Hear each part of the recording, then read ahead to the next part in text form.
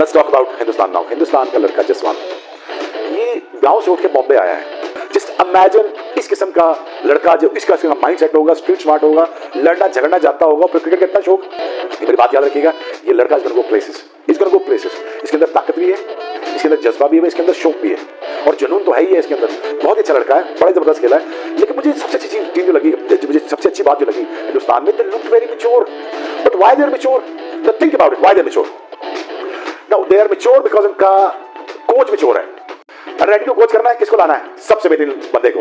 India की हो, India senior team की हो, वो फैंटा लगाते हैं, उनके बाद दुनिया के सबसे बड़े बैट्समैन आते हैं, और तो उनके अंदर अक्ल होती है, उनको गेम स्ट्रक्चर पता होता है, उनको शॉट जोन्स पता होते हैं, स्कोरिंग शॉट्स पता होते हैं। देन अगेन मार धाड़ 4.5 ऐसी शुरू की यशस्वी जायसवाल ने। यशस्वी जायसवाल भी ठान कर आया था कि भाई साहब अब जरा पीछे बैठने का कोई फायदा नहीं है। शुरू के 10 ओवर भी अच्छा खासा टाइम गुजार लिया, फिर उसके बाद मोमेंटम मिला, केएल अपना विकेट देके चला गया, तो क्या फायदा कि आप अपने ऊपर प्रेशर लो। बस आपने अच्छी बॉल को रिस्पेक्ट देनी है, ओपोनेंट को रिस्पेक्ट देनी है, और अपने ऊपर सेल्फ कॉन्फिडेंस रखना है कि भाई साहब मैं इन कंडीशंस में एक शहंशाह किस्म का बैटर हूं, और मैं एक ऐसा बैटर हूं जिसने इंग्लैंड के खिलाफ 2-2 दफा डबल सेंचुरी लगाई हुई है घर के ऊपर। तो जायसवाल अपना मतलब सारा गुस्सा निकाल रहा है कि हाँ जी, मतलब टी20 में क्यों नहीं रखा।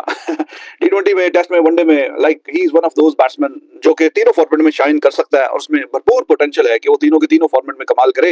लेकिन चले, टीम में जिस फॉर्मेट में भी चांस मिल रहा है, जगह मिल रही है, परफॉर्मेंस आनी चाहिए। ऐसा नहीं कि टी20 में उसकी परफॉर्मेंस बुरी थी, that's why he is not there. 165 का स्ट्राइक रेट आपको दुनिया की बाकी किसी टीम में कोई ऐसा ओपनर नहीं मिलेगा कि जिसके 165 का स्ट्राइक रेट है, वो टीम में नहीं। 165 का स्ट्राइक रेट अनबिलीवेबल होता है, अनबिलीवेबल। तो उसका 165 का स्ट्राइक रेट है, वो फिर भी खैर टीम से बाहर है। खैर उसकी वजह कुछ और है कि जिसको डाला है उसका 200 का स्ट्राइक रेट है। ये जितने भी क्रिकेटर्स हैं, बड़े बड़े प्लेयर या अच्छे प्लेयर या ज़्यादा क्रिकेट खेल लेते हैं ना, इनकी स्टोरियाँ मीडिया में ज़्यादा चलाई जाती हैं। वो जी उनसे बड़ा बताते कि जी ये बड़ा वो गली कूचों में रहता था, तो रोडों पे पला, खाता पीता था नहीं, खाने पीने कुछ था नहीं, झोपड़ियों में रहता था, ये वो। हर क्रिकेटर 90% क्रिकेटर्स जो है ना, उनका हाल यही होता है, चाहे वो बड़े लेवल पे आए या ना आए, चाहे वो क्लब क्रिकेट भी खेली, चाहे फर्स्ट क्लास क्रिकेट भी खेली, हर क्रिकेटर इसी तरह ही आता है। ठीक है, उसके पास खाने पीने के पैसे नहीं होते, उसकी नौकरी नहीं होती, घर बार उसका पता नहीं होता।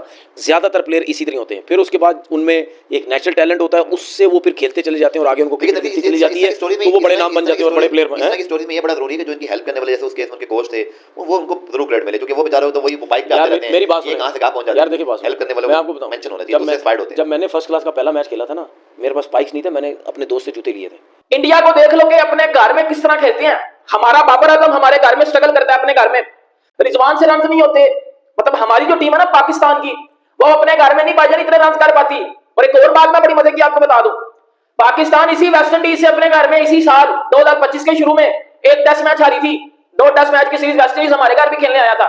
एक में वो पेल गया था और एक में हम लोग ने उन्हें पेल दिया था। 1-1 से मतलब वो लेवल कर गए थे। नमस्कार दोस्तों, कमाल, लाजवाब, बेमिसाल जायसवाल ने और एक शतक अपने नाम की है। वेस्ट इंडीज़ के साथ दूसरे टेस्ट मैच में कमाल की बल्लेबाजी की है जायसवाल ने, और एक शतक अपने नाम की है, और जायसवाल के लगातार परफॉर्मेंस आता जा रहा है। तो चलिए दोस्तों, सबसे पहले कुछ मज़ेदार पाकिस्तानी रिएक्शन देखते हैं, फिर आखिर में दोबारा आपसे मुलाकात होगा। और दोस्तों, वीडियो अगर पसंद आता है तो वीडियो को लाइक, शेयर और चैनल को सब्सक्राइब जरूर से कीजिएगा। लेकिन वैसे एक बंदे की मैं ये बात नहीं कर रहा कि वो टी20 में क्यों है क्यों नहीं है। मैं वैसे बात कर रहा हूँ कि इस बंदे का जो इम्पैक्ट है, जो बात है, जो उसमें एक खास किस्म का टैलेंट है, तो ही इज अमेजिंग। दुनिया के किसी और टीम में होता तो 165 के स्ट्राइक रेट से तो कोई सोच भी नहीं सकता बाहर करने का। लेकिन बहरहाल अब इंडिया के पास 200 के स्ट्राइक रेट वाला था, दैट्स व्हाई उसको चांस नहीं मिला। लेकिन बाकी जो फॉर्मेट है उसमें जायसवाल ऑस्ट्रेलिया गया, वहां पे जाके शाइन किया, फिर इंग्लैंड आया, पहली बारी में ही 100 किया, फिर एंड पे भी अच्छे रन करके गया, एक और भी 100 किया। तो फिर अभी इस वाली बारी में, पहले मैंने आपको बोला था, पहले मैच में ही मिस्ड आउट, वहां पे जो अपॉर्चुनिटी थी वो नहीं कर पाया वो 100। क्योंकि आपको जब इस तरह वेस्ट इंडीज के खिलाफ टीमों के खिलाफ मौका मिलता है इंडिया को, तो फिर मोर और less you can get just one opportunity, specially when you bat second. तो यहाँ पे अब बैटिंग पहले हो रही है, शायद के दूसरी दफा भी मौका मिल जाए बैटिंग करने का इंडिया को। लेकिन वो जो भरपूर एक फायदा उठाना चाहिए, तो वो रन के हिसाब से उठाना चाहिए। 100 किया है अभी, नॉट आउट है, और इसकी एक आदत है कि जब 100 करता है तो फिर अच्छे 100 करता है, फिर लंबे 100 करता है।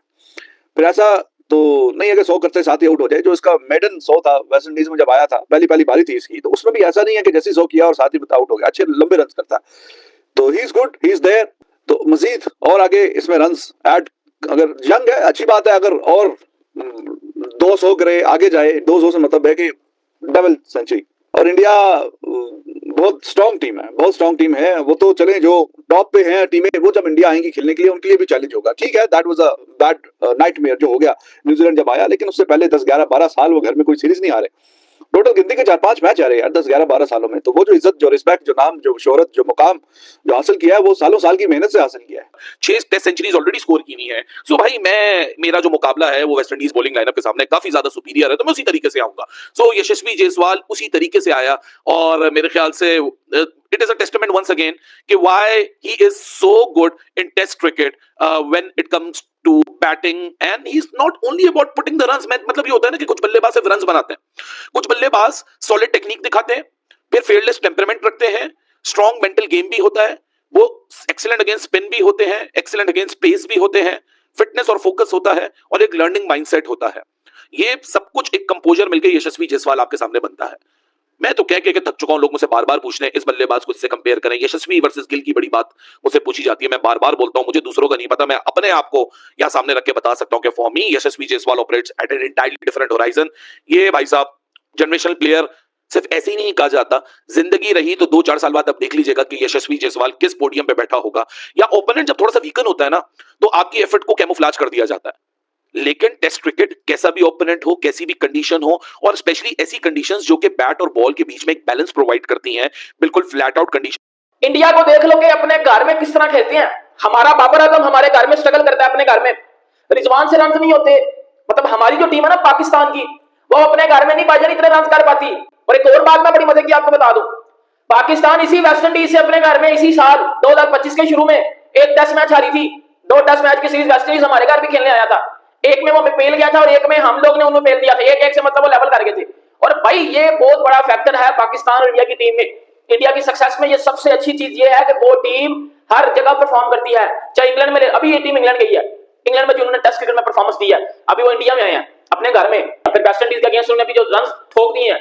तो भाई ये चीज सबसे बड़ी चीज है इस टीम की, क्योंकि टैलेंट बड़ा है, स्किल बड़ा है, परफॉर्मेंस सबसे ज्यादा आती है इस टीम की। हमारी टीम पाकिस्तान। तो दोस्तों जैसा कि आपने देखा, पाकिस्तानी मीडिया जब किसी प्लेयर के बारे में अच्छी अच्छी बातें करे तो समझिएगा कि वो प्लेयर कमाल की क्रिकेट खेल रहा है। लाजवाब बैटिंग की है जायसवाल ने, और जायसवाल की जो परफॉर्मेंस है दोस्तों वो सिर्फ इंडिया में नहीं बल्कि ऑस्ट्रेलिया में भी परफॉर्मेंस दिया है बंदे ने, इंग्लैंड में भी कमाल की बल्लेबाजी की है, इंग्लैंड में भी बंदे का परफॉर्मेंस आया है और अब इंडिया में भी। मतलब दुनिया के किसी भी ग्राउंड में जायसवाल अच्छा परफॉर्मेंस दे रहा है। बावजूद इसके दोस्तों एशिया कप में जायसवाल को मौका नहीं मिला था। मतलब अब समझिए भारत की बेंच स्ट्रेंथ कितनी ज़्यादा शक्तिशाली है और कितना प्लेयर भारत के पास मौजूद है।